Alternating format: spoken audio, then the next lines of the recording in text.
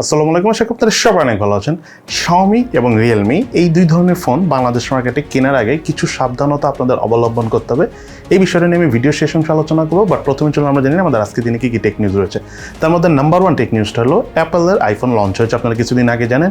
So আজকে থেকে কিন্তু আইফোন তাদের ডেলিভারি দেওয়া স্টার্ট করেছে। এতদিন প্রি বুকিং ছিল। সো আইফোন 14 এবং 14 প্লাস দুটো ফোনই প্রি বুকিংয়ে সুপার ডুপার ফ্লপ। ইভেন গত বছরে তাদের আইফোন 13 মিনি যে ফোন ছিল তার থেকেও কম অর্ডার করছে, মানে আইফোন 13 এর থেকেও 13 মিনি কম অর্ডার ছিল গত বছর, এবং সেই 13 মিনিট থেকেও শুধু আইফোন 14 এবং 14 প্লাসে কম প্রি বুকিং হয়েছে। এবং আইফোনের তরফ থেকে অ্যাপলের তরফ থেকে বলা হয়েছে যদি এত কম প্রি অর্ডার করে তাহলে হতে পারে তারা প্রোডাকশন কমিয়ে এনে এটা ডিস্ট্রিবিউশনও কমিয়ে ফেলবে। সো আইফোন 14 এবং 14 প্লাসটা খুব একটা পাওয়া যাবে না। তবে 14 প্রো এবং 14 প্রো ম্যাক্স মোটামুটি ভালোই অর্ডার পড়েছে, বাট নতুন কোনো রেকর্ড করে নেই, বা গত বছরে যেমন সেল হচ্ছিল তার থেকে বেশি সেল অর্থাৎ প্রি বুকিং পরে নেই। মানে ধরে নেওয়া যাচ্ছে যে এবার আইফোন আর তেমন একটা মার্কেটে হাইপ ক্রিয়েট করতে পারেনি।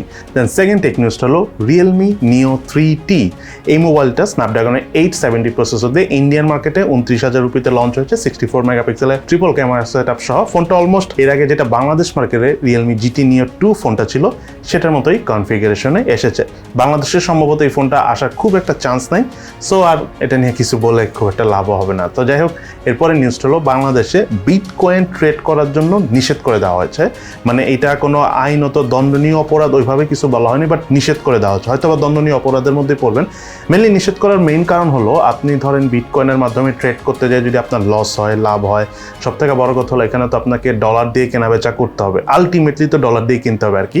সো সেই ডলারটা যেহেতু বাংলাদেশে খুব ক্রাইসিস আছে, দ্যাটস ওয়াই বিটকয়েনে ইনভেস্ট করতে নিষেধ করা হচ্ছে এবং বিটকয়েনে মাইনিং করাও কিন্তু নিষেধ করে দেওয়া হয়েছে। সো প্লিজ এগুলো যদি করে থাকেন এখনই বিক্রি টিক্রি করে ডলার দেশে নিয়ে আসুন, তাহলে দেশেরও কিছু লাভ হবে এবং আপনারাও কিছু টাকা পয়সা দেখা পাবেন আর কি, ডলার থেকে টাকা হবে আর কি। এদিকে নেদারল্যান্ডের একটি ইউনিভার্সিটির কিছু স্টুডেন্টরা একটা গাড়ি তৈরি করেছে। সেই গাড়িটা নতুন এক ধরনের টেকনোলজি রয়েছে ব্যাটারি, সেই ব্যাটারি দিয়ে এই গাড়িটা তৈরি করা হচ্ছে যাতে খুব কম চার্জ দিলেই মানে লং টাইম চার্জ ব্যাকআপ পাওয়া যাবে, অর্থাৎ অনেক লং টাইম সেই গাড়িটি চালানো যাবে।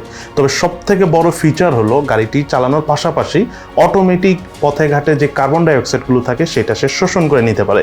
প্রায় 3-4 ঘন্টার মধ্যে 2 কেজির মতো কার্বন ডাইঅক্সাইড শোষণ করে নেয় এবং আপনি পরবর্তীতে চাইলে সেই কার্বন ডাইঅক্সাইডগুলো একসাথে বের করে ফেলে দিতে পারবেন অথবা মাটির নিচে চাপা দিয়ে দিতে পারবেন। বাট সব থেকে বড় বিষয় হলো এই ধরনের গাড়িগুলো যদি পৃথিবীতে কমার্শিয়ালি আসে তখন কিন্তু কার্বন ডাইঅক্সাইড যে আমরা এত দেখতেছি পৃথিবীব্যাপী ছড়িয়ে পড়েছে সেটা কিন্তু অনেকটা কমিয়ে আনবে। বাট এই গাড়িটা মাত্র স্টার্ট হয়েছে, এটা নিয়ে এখনও ফুল অ্যান্ড ফাইনাল হয়নি। যদি এটা কমার্শিয়ালে আসে খুবই ভালো হবে। সো এই হলো আমাদের আজকে টেক নিউজ ভিডিও। বাট দুইটা ইম্পর্টেন্ট বিষয় নিয়ে কথা বলো। তার মধ্যে নাম্বার 1 হলো বাংলাদেশে ফোনের দাম কিছুটা হলো কমেছে, বাট সব ফোনের দাম আবার কমেনি। এটা নিয়ে আপনারা অনেকেই জিজ্ঞেস করেছেন। আসলে সব ফোনের দাম কমেনি, আমি এটা এর আগেও বলেছি, বাংলাদেশে অফিসিয়ালি ডিসকাউন্ট দেয়নি, বাট অফিসিয়াল ফোনের দাম কমেছে। সেটা হলো বিভিন্ন রকম অফারে ডিসকাউন্ট দেওয়া হয়েছে, কারণ বাংলাদেশের ডলার মার্কেটটাতে স্টেবল না, এটা আমি সেদিনও বলেছি। সো ওই কারণে ফিক্সড দাম কমেনি, ডিসকাউন্টের দাম কমেছে এবং কিছুদিন পর হয়তো আগের দামে এসে পড়বে অথবা দাম বেড়েও যেতে পারে।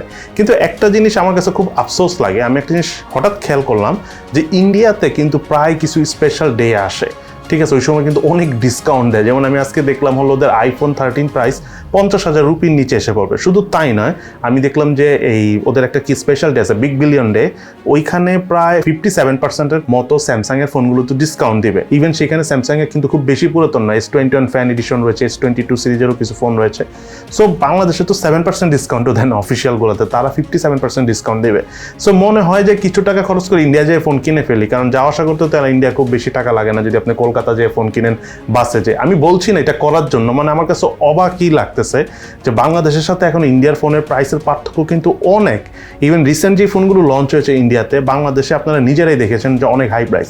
যেমন নাথিং ফোনটার কথা চিন্তা করেন, ইন্ডিয়ায় 29,000 রুপিতে 30,000-29,000 রুপিতে লঞ্চ হয়েছিল, সেই ফোনটা বাংলাদেশে 70,000 টাকার আশেপাশে দাম ছিল। সো মানে কিছু জিনিস আসলে মেনে নেওয়ার মতো না, তখন মাঝে মাঝে মন চায় ভিসা থাকলে ইন্ডিয়া যে অ্যাটলিস্ট ফোনটা কিনে নিয়ে আসি। সো আমি এটাই আপনাদেরকে বলবো, যদি আপনারা 2-3 জন একসাথে ফোন কিনেন, যে কিনে নিয়ে আসতে পারেন, 2টা ফোন আনবেন, একটা বিক্রি করে দিবেন। বাংলাদেশে বিক্রি করতে গেলে আপনি কিছু টাকা লাভ করতে পারবেন। মানে এত বেশি হাই সেলি মানে হাই প্রাইসে ফোনগুলো বিক্রি হয়। যাই হোক, আমি এগুলো করতে বলতেছি না, মেইন কথা হলো বাংলাদেশে এই মুহূর্তে ফোনের দাম কিছুটা কমেছে, কিছুদিন থাকবে এটা, বাট এটা লং টাইম থাকবে না, আগামীতে দাম যে আরও বেড়ে যাবে। দেন সর্বশেষ যে কথাটা আমি বলবো সেটা হলো Xiaomi এবং Realme ফোন কেনার আগে আপনাদের একটু সাবধান হতে হবে। এই কারণেই যদি আপনারা বিভিন্ন ফেসবুক গ্রুপে Xiaomi এবং Realme ফোনের রিভিউ দেখে ফোন কিনতে চান, তাহলে আপনি কনফার্ম থাকেন যে একটা ভুল ফোন কিনে ফেলবেন। তার মেইন কারণ হলো Xiaomi এবং Realme এই দুইটা কোম্পানি একজন আরেকজনের কম্পিটিটর, আর এই দুজনেরই প্রচুর সেলসম্যান আছে। মানে মেইন কথা হলো Xiaomi Realme ফোনের কেউ নেগেটিভ রিভিউ দিলে আমি সহজে বিলিভ করি না। কেন করি না? কারণ যে নেগেটিভ রিভিউটা দিচ্ছে সে যে আসলেই রিভিউ দিচ্ছে নাকি মিথ্যা কথা বলতেছে বোঝা খুবই কঠিন। কারণ হলো আপনি যদি দেখেন Xiaomi অ্যাবনর্মাল কোনো নেগেটিভ রিভিউ, পরে খবর নিয়ে দেখা যায় যে ওই পার্সনটা আসলে রিয়েলমির সেলসম্যান।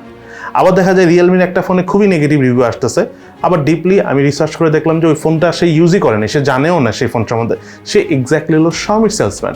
সো এই Xiaomi salesman realme negative review দেয়, realme salesman Xiaomi negative review দেয়। ইভেন এটা নিয়ে কিন্তু ফেসবুকে খুব কমন ইস্যুস আছে, এমন আনকমন ইস্যুস এমন ফোনে নিয়ে আসে যেটা আমি কখনো শুনি নাই, ইভেন আমি ইউজ করতে যে আমার মনে হয় না এই প্রবলেম হতে পারে এই ফোনে, বাট ফেসবুকে গেলে সেই সব প্রবলেম দেখা যায়। সো আপনাদেরকে আমি একটা রিকোয়েস্ট করবো, Xiaomi অথবা Realme ফোনের পজিটিভ দিক নিয়ে তো আসলে আর কিছু করার নেই, এটা ভেরিফাই করার তেমন কিছু নেই, বাট নেগেটিভ কথা যদি কেউ বলে আপনারা প্রুফ নেবেন। কোনো ধরনের কোনো প্রুফ ছাড়া Xiaomi অথবা Realme ফোনের নেগেটিভ জিনিস কারো কথায় বিলিভ করবেন না, এটা মনে রাখবেন। ইভেন কোনো নেগেটিভ কিছু পেলে আরেকটা জিনিস বোঝার চেষ্টা করবেন যে সেই ফোনগুলো কোন দেশের।